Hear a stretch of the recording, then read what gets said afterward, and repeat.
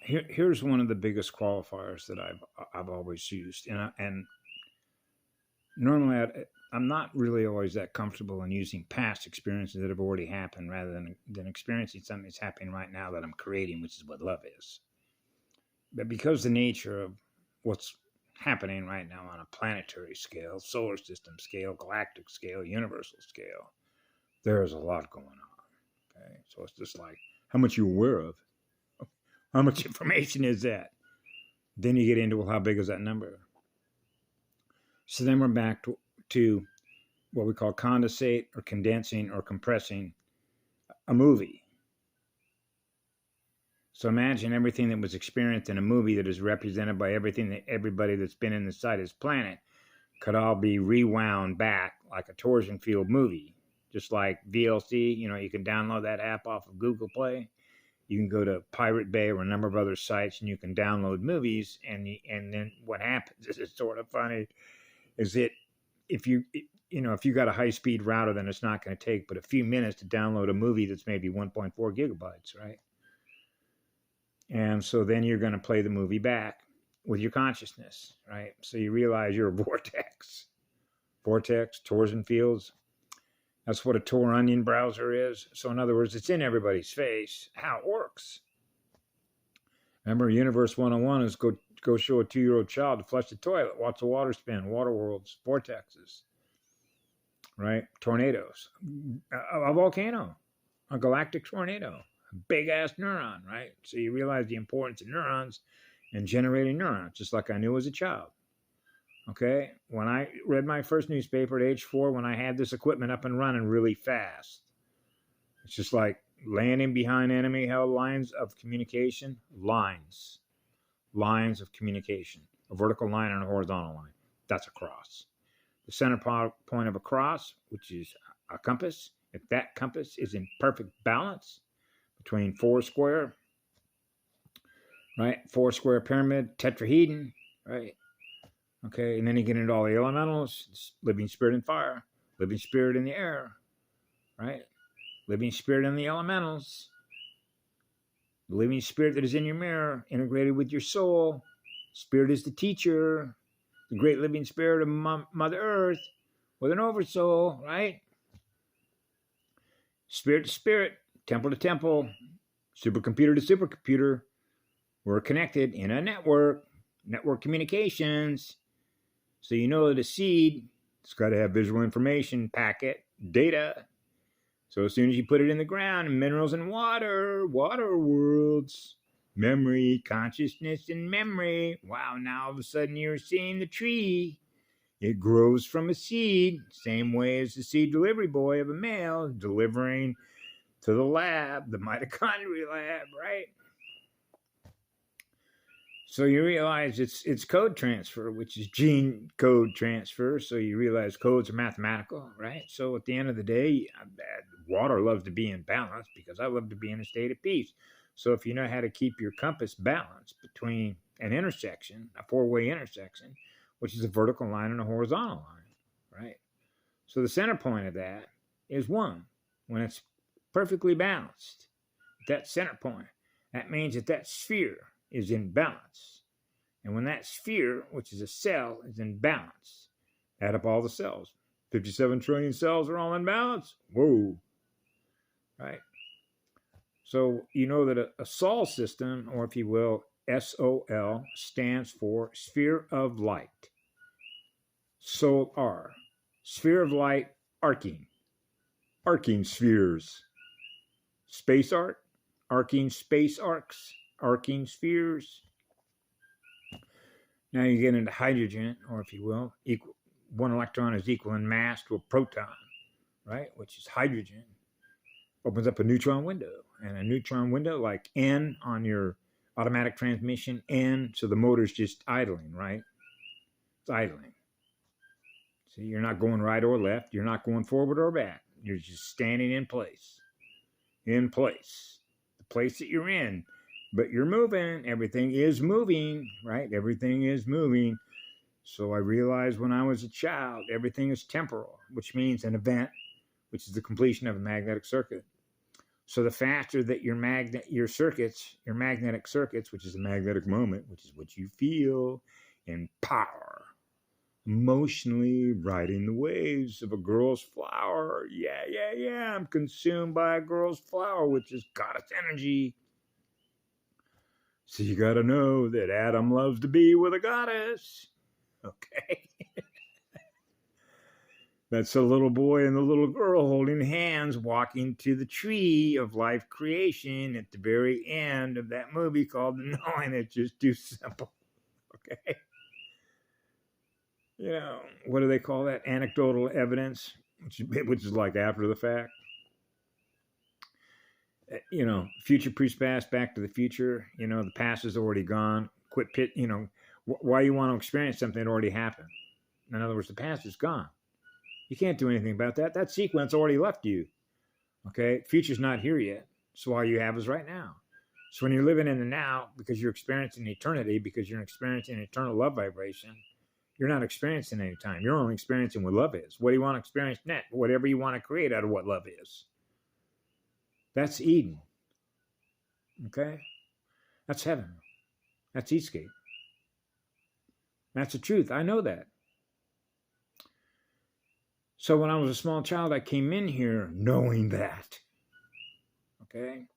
That's why I've said this in other stuff, that when I was 4 years old, I recognized I was on a spiritual battlefield.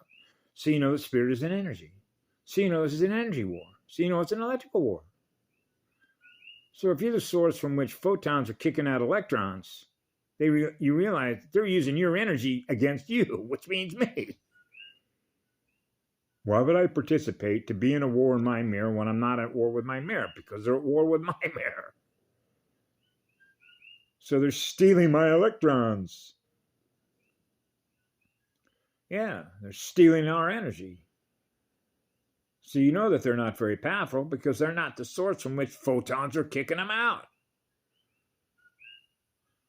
Right? So you know you live in an electric universe, right? Yeah, that's what runs your cells, electrical power. Now you're in the electrical potential of hydrogen.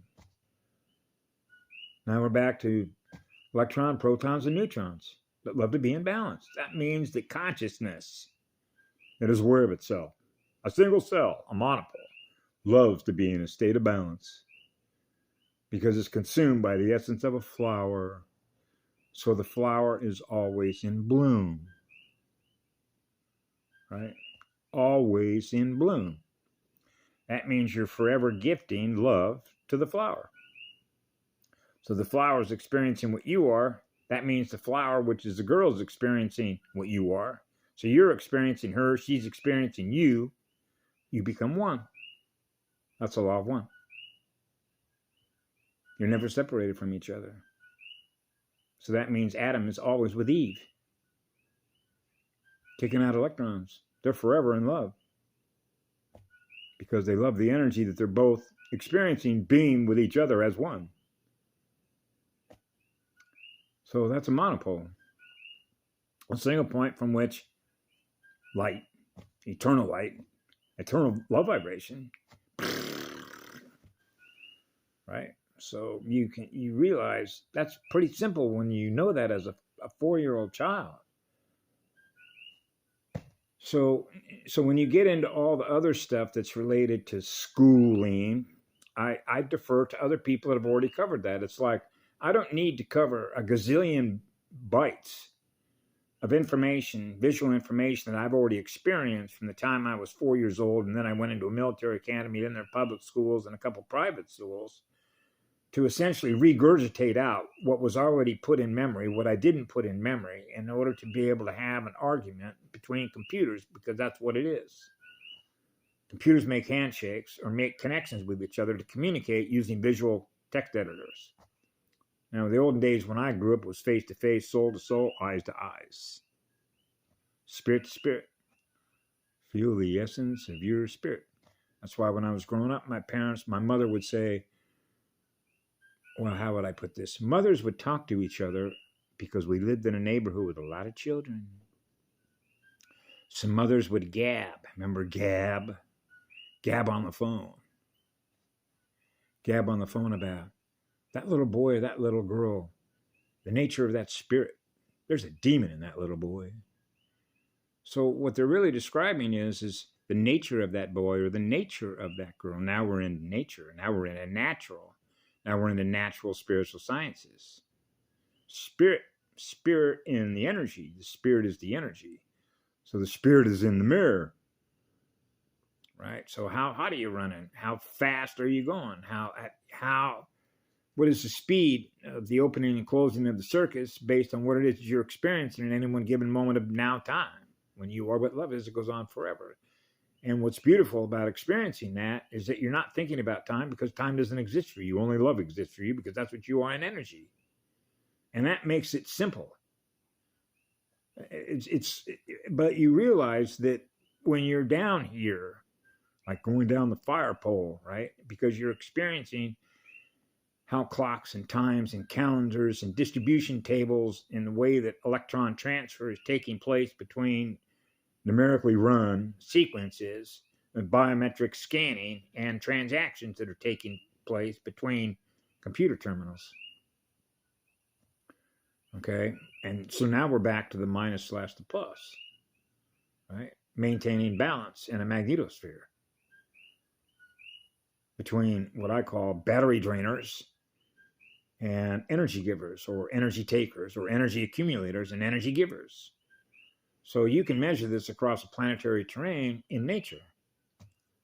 You know, I realized as a child growing up, when the snake population is up, the hawk population is down. When the hawk population is up, the snake population down. So all you have to do when you examine an ecosystem is the relationship that everything is alive and living in nature has with each other. They're communicating with each other through the roots, DNA roots, root races, right?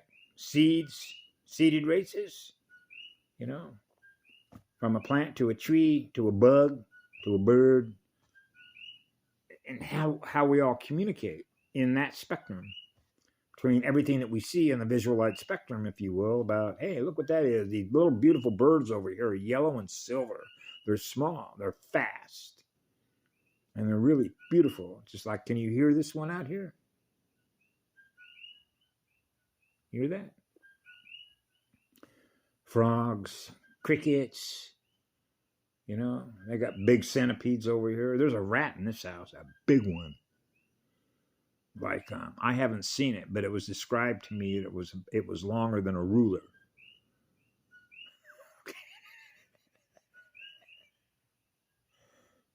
I pay it no mind. As long as it's not molesting my energy, go ahead. So you're a rat. Be a rat. Rats do what rats do. Whatever rats do with their energy, or what it is that they're aware that they do with their energy.